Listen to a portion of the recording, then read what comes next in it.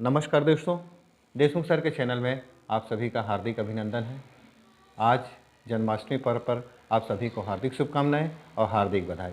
आज का पाठ हमारा है हानि। हानि पाठ को पढ़ने के पहले मैं आपको थोड़ा सा अपने कुछ बातों को ध्यान दिलाना चाहूँगा। मैंने पिछले वीडियो पे आपको लाभ और हानि से संबंधित प्रश्नों से अवगत कराया था, जिसमें मैंने लाभ के सभी सूत्रों को और हानि के सभी सूत्रों को मैंने विस्तार से आपको समझाया था। आप मेरा पिछला वीडियो जब देखेंगे तो आपको हानि से संबंधित सारे सूत्र और सारे सूत्र पता चल जाएंगे, और लाभ से संबंधित सारे प्रश्न किस प्रकार से हल किए हैं वो सारे चीज़ों का बहुत सरल विधि से आपको देखने को मिलेगा। आज मैंने आज के पाठ में हानि को लिया है। हानि का अर्थ होता है नुकसान या घाटा। जैसे मैं आपको उदाहरण के रूप में समझाता हूँ। जैसे मैंने किसी चीज़ को 100 रुपये में ख़रीदा। कितने रुपए में से खरीदा? तो हमारा 100 रुपये में। तो हमारा क्रय मूल्य क्या हुआ? 100 रुपये। अब मैंने उसको 80 रुपये में बेच दिया, तो हमारा विक्रय मूल्य क्या हुआ? 80 रुपये हुआ। तो हमको 20 रुपये का घाटा हुआ। ये 20 रुपये ही हमारा हानि कहलाता है। ये स्पष्ट है। अब हम इसको गणितीय भाषा में प्रश्न को हल करेंगे, लेकिन कभी कभी कुछ प्रश्न ऐसे देखने मिलता है कि हमको कितना प्रतिशत का हानि हुआ। जैसे हमने एक उदाहरण के तौर पर बोल लेते हैं कि हमने 100 रुपये को किसी चीज़ को खरीदा और उसको 80 रुपये में बेच दिया, तो हमको कितना प्रतिशत का हानि हुआ। ये दोनों प्रश्न अलग अलग है। एक में हमको उसका प्रतिशत निकालना है, तो उसके भी प्रश्न हम सरल विधि से आपको समक्ष रखेंगे और सरल विधि से आपको समझाने की कोशिश करेंगे, जिससे आपको बहुत ही आसानी के साथ वो प्रश्न हल हो जाएगा। अब चलिए हम आगे बढ़ते हैं और अपने प्रश्न की ओर चलते हैं। सबसे पहले हम एक बार रिवीजन कर लेते हैं कि हानि के जो सूत्र हैं वो क्या है। हानि के सूत्र हैं हानि बराबर क्रय मूल्य ऋण विक्रय मूल्य। जो हमने जितना पैसा में खरीदा और कम पैसे में हमने बेच दिया, तो हमको जितना रुपए का नुकसान होगा वो हमारा हानि होगा। दूसरा सूत्र होता है प्रतिशत निकालना, हानि का प्रतिशत निकालना। तो हानि का प्रतिशत निकालने के लिए हानि गुणित 100 बटे क्रय मूल्य, इस सूत्र की सहायता से हम हानि का भी प्रतिशत आसानी के साथ निकाल सकते हैं। जैसे अब हम दो प्रश्न को लेते हैं। एक पहला प्रश्न है किसी वस्तु का क्रय मूल्य 250 रुपये है, यानी हमने किसी वस्तु को 250 रुपये में खरीदा और उसको विक्रय किया 225 रुपये में, यानी हमने उसको 225 रुपये में बेच दिया। तो प्रश्न पढ़ने से ही हमको समझ में आ जाता है कि हमको घाटा हुआ। तो हमको क्या निकालना है? उसका हानि निकालना है। तो हानि कैसे निकालेंगे? हानि का सूत्र लगा के। तो हानि का सूत्र है हानि बराबर क्रय मूल्य ऋण विक्रय मूल्य। अब प्रश्न में हम देखते हैं कि हमारा क्रय मूल्य कितना है? 250 रुपये। तो हमने लिखा क्रय मूल्य के नीचे 250, और विक्रय मूल्य कितना है? 25 रुपये। तो हम विक्रय मूल्य के नीचे लिखते हैं 225 रुपये। अब ये दोनों में घटाएंगे तो हमको कितना रुपये मिलेगा? 25 रुपये। यही 25 रुपये हमारा हानि कहलाएगा। 25 रुपये का हमको हानि होगा। ये हमारा उत्तर हो जाएगा। पिक्चर क्लियर है? अब देखिए, बहुत सरल विधि से मैं आपको बता रहा हूँ। हमको सबसे पहले क्या करना है? हानि का सूत्र लगाना है। हानि का सूत्र हमको याद करना पड़ेगा किसी भी रूप में, लेकिन याद करने के तरीके हैं। याद करना मतलब अपन इसमें जब देखेंगे कि प्रश्न में समझना है हमको पहले प्रश्न को कि हमने क्रय किया है कम में, क्रय किया है कम में और बेच रहे हैं उससे भी कम में। तो यहाँ पर स्पष्ट हो जाता है कि जब हम किसी वस्तु को क्रय करते हैं और कम भाव में बेच रहे हैं तो स्वाभाविक है हानि होगा। तो हमको हानि का फार्मूला लगाना पड़ेगा। हानि बराबर क्रय मूल्य ऋण विक्रय मूल्य। 250 ऋण 225, तो हमारा हानि कितना हो गया? 25 रुपये का हानि हो गया। क्लियर है? अब अगले प्रश्न की ओर बढ़ते हैं। एक प्रश्न है 20 रुपये 50 पैसे प्रति किलो की दर से 5 किलो शक्कर खरीदा। 20 रुपये 50 पैसे की दर से 5 किलो शक्कर खरीदा। प्रश्न को पहले समझना है, उसके बाद हल करने की कोशिश करना। पहले प्रश्न को समझो। 20 रुपये 50 पैसे प्रति किलो की दर से 5 किलो शक्कर खरीदा, मतलब 1 किलो प्रति किलो बोला है, मतलब 1 किलो। 1 किलो का दर है 20 रुपये 50 पैसा। उसमें कितना शक्कर खरीदा? 5 किलो शक्कर खरीदा। तो मतलब हमारा इससे 5 किलो का क्या निकल जाएगा? क्रय मूल्य निकल जाएगा। सबसे पहले हम उस काम को करते हैं। 20 रुपये 50 पैसा गुणित 5, ये हमारा क्रय मूल्य है। ये हमारा क्रय मूल्य है। तो हम इसको गुणा करेंगे।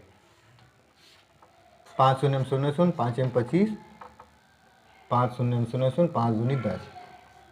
तो हमने कितने रुपए में क्रय किया? 102 रुपये 50 पैसे में क्रय किया। कितना शक्कर खरीदा? 5 किलो शक्कर को हमने 102 रुपये 50 पैसे में खरीदा। ये क्लियर हो गया। अब उसने अगला प्रश्न में क्या बोलता है, उसमें 3 किलो शक्कर 20 रुपये प्रति किलो के दर से बेच दिया। 3 किलो शक्कर 20 रुपये प्रति किलो से 2 किलो को बेचा, और 3 किलो को 20 रुपये की दर से बेचा और 2 किलो शक्कर को 20 रुपये 50 पैसे की दर से बेच दिया। मतलब शक्कर 5 किलो शक्कर का 2 अलग अलग भाव से बेचा। तो हमको क्या करना पड़ेगा, उसका कुल विक्रय निकालना पड़ेगा। तो 3 किलो का पहले अपन विक्रय निकाल लेते हैं। विक्रय बराबर 3 किलो शक्कर को कितना में बेचा उसने? 20 रुपये में, तो कितना हो गया? 60 रुपये। फिर 2 किलो को कितना में बेचा? 2 किलो को कितना में बेचा? 20 रुपये 25 पैसे में। अब इसको हम गुणा करेंगे तो कितना होगा? 40 रुपये 50 पैसा होगा। 40 रुपये 50 पैसे। अब इसका कुल विक्रय 5 किलो को बेचने पर उसको कुल कितना रुपया मिला वो निकालेंगे। तो दोनों को जोड़ देंगे अपन। ये 50 पैसा आ गया और 0 और 6 4 10। तो कुल इसका विक्रय मूल्य कितना आ गया? 100 रुपये 50 पैसा। हम यहाँ पर अलग से लिख लेते हैं। विक्रय मूल्य कितना हो गया? विक्रय मूल्य हो गया 100 रुपया 50 पैसे। और क्रय मूल्य उसका कितना है? 102 रुपये 50 पैसे।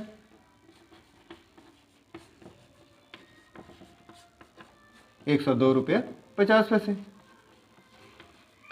अब यहां तक निकालने के बाद हमको स्पष्ट हो जाता है कि इसका क्रय मूल्य ज़्यादा है और विक्रय मूल्य कम है। मतलब उसने ज़्यादा में खरीदा है और क्रय बेचा कम में है। तो हमको सीधा सीधा उसको प्रश्न से ही समझ में आ जाता है कि उसको हानि हुआ होगा। तो हम हानि का सूत्र लगाएंगे। हानि बराबर क्रय मूल्य ऋण विक्रय मूल्य। अब क्रय मूल्य कितना है? 102 रुपये 50 पैसा है। और विक्रय मूल्य कितना है? 100 रुपये 50 पैसा है। अब इसमें से इसको घटा देंगे तो हमको कितना रुपये मिलेगा? 2 रुपये मिलेगा। तो उसको हानि कितने रुपए का हुआ? हानि 2 रुपये का हुआ।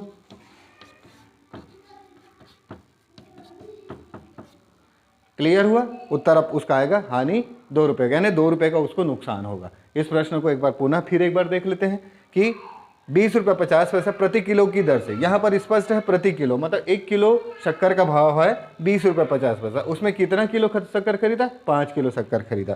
तो हमने क्या किया? उसका क्रय मूल्य निकाल लिया। 5 किलो शक्कर का 102 रुपये 50 पैसा निकला। उसके बाद उसने क्या किया? 3 किलो शक्कर को 20 रुपये के भाव में बेच दिया। तो 3 किलो शक्कर को 20 रुपये से भाव से बेचा तो 60 रुपये में बेचा, मतलब 60 रुपये उसका विक्रय मूल्य हो गया। फिर उसके बाद उसने और क्या किया? 2 किलो शक्कर को 20 रुपये 25 पैसे के भाव में बेचा। तो 2 किलो शक्कर का भाव को निकाल लिए। 2 किलो शक्कर का भाव निकाले तो 40 रुपये 50 पैसा, यानी उसका कुल पहले 3 किलो का 60 रुपये और 2 किलो का 40 रुपये 50 पैसे, मतलब 5 किलो का टोटल कितने रुपये में उसने विक्रय किया? 100 रुपये 50 पैसे में विक्रय किया। तो इस प्रकार उसका विक्रय मूल्य निकल गया 100 रुपये 50 पैसे और क्रय मूल्य निकल गया 102 रुपये 50 पैसे। अब यहाँ पर अपन को ये देखेंगे कि उसका क्रय मूल्य ज़्यादा है और विक्रय मूल्य कम है, तो स्वाभाविक है उसको नुकसान होगा। नुकसान होगा तो हम उसका हानि का सूत्र लगाएंगे। हानि बराबर क्रय मूल्य ऋण विक्रय मूल्य। 102 रुपये 50 पैसे में 100 रुपये 50 पैसे को घटा देंगे तो हमको मिलेगा 2 रुपया। तो 2 रुपये उसको क्या होगा? नुकसान होगा। ये सिंपल सरल प्रश्न है, समझ में आगे होगा आसानी के साथ। एक प्रश्न और आता है अक्सर। अगला प्रश्न में क्या है? एक घड़ी वाला 2750 रुपये में 2 घड़ी खरीदता है और उसको अलग अलग दर पर बेचता है। तो पहले जो दर पे बेचता है उसमें 5% का लाभ होता है और दूसरा घड़ी को जब बेचता है तो उसको 5% की हानि होती है। तो उसमें कितना प्रतिशत उसको लाभ होगा कि हानि होगा? इस बात को समझना है कि यहाँ पर लाभ का प्रतिशत और हानि का प्रतिशत दोनों समान हैं। जब दोनों समान होगा तो सीधा सीधा है कि उसको सीधा हानि ही होगा, लाभ नहीं होगा। अपन को इस बात को कॉन्सेप्ट को क्लियर रखना है कि जब उसको समान प्रतिशत पे लाभ और हानि होता है तो सदैव हानि होता है। और इसमें कुछ करना नहीं है कि जो इसमें करना क्या है? हानि बराबर जितना प्रतिशत लाभ हुआ उसको लिखना है 5 और जितना प्रतिशत हानि हुआ उसको लिखना है 5। दोनों समान प्रतिशत है, दोनों को गुणा कर देना है। दोनों को गुणा कर देंगे तो कितना है 25, 25 आया। तो अपन को कितना प्रतिशत लाभ हुआ, कितना प्रतिशत हानि हुआ, तो उसका सीधा सीधा है उत्तर, उसको 25% का हानि होगा। हानि कितना प्रतिशत का होगा, 25% का होगा। इसमें ज़्यादा कुछ कोई सूत्र लगाने की जरूरत नहीं है, बहुत ही सरल, मतलब प्रश्न को समझना। अगर उसमें कुछ भी बताए क्रय मूल्य, कुछ भी बताए विक्रय मूल्य, लेकिन अगर उसमें देखें कि उसको लाभ का प्रतिशत समान है, जब लाभ का प्रतिशत समान है तो अपन को कुछ नहीं करना है, दोनों लाभ और हानि का प्रतिशत दोनों समान है, तो अपन को क्या करना है, दोनों प्रतिशत को गुणा कर देना है, उतना प्रतिशत सदैव हानि होगा। इस बात को बिल्कुल स्पष्ट रखिए कि इसमें हानि ही होगा, लाभ नहीं होगा। तो उत्तर कितना आ जाएगा, 25% उसको हानि हो जाएगा। इस बात को बिल्कुल ध्यान में रखेंगे आप कि इसमें दोनों का प्रतिशत, दोनों का लाभ का और हानि का प्रतिशत समान है। ठीक। हाँ, तो दोस्तों इस प्रकार हमने हानि से संबंधित कुछ प्रश्नों को सरल विधि से आपको समझाने की कोशिश किया है।